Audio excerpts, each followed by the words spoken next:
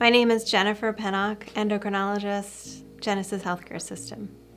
So I went to medical school at University of Pittsburgh, and then I did training at Georgetown, a residency and fellowship in Washington, D.C.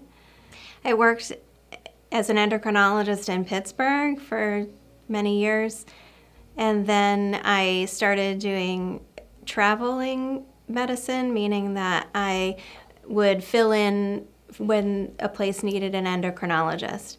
So I did that for a few years as well.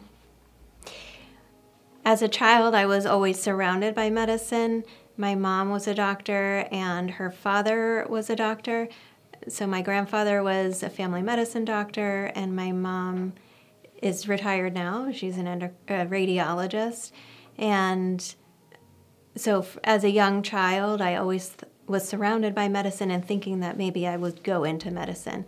And I considered other career options, but I just kept coming back to medicine because that's what I knew, and that always seemed like a good place for me to be.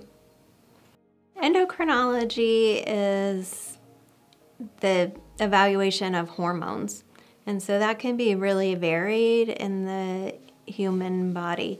The hormones can be, probably the most common one is diabetes. Insulin is a hormone made by the pancreas, and the most common endocrine problem is diabetes. People don't think of diabetes as a hormone-related problem, but it is related to the pancreas not making enough insulin. Also, the thyroid is a common problem. The thyroid hormone is used throughout the body, and so too much thyroid hormone or not enough thyroid hormone can cause problems. And then there's other hormones that are commonly not functioning properly, like testosterone or estrogen or irregular menstrual cycles or pituitary problems, adrenal problems.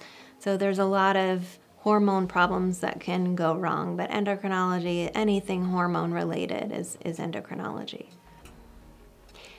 I feel that when a patient comes to me as their consultant, that they are the most important person, that I am there to listen to them, use my expertise and knowledge, and guide them in the direction that I think would be good for them to do their evaluation and to figure out what's going on. But I always defer to the patient. They are the most important. If I suggest something that's not going to go along with what their goals or ideas are, I'm not helpful to them. And so I think understanding where a patient is coming from and what their goals are, then that allows me to help them the best way possible.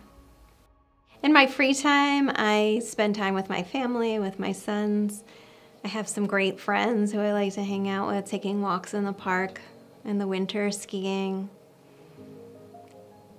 and just enjoying friends and family, really.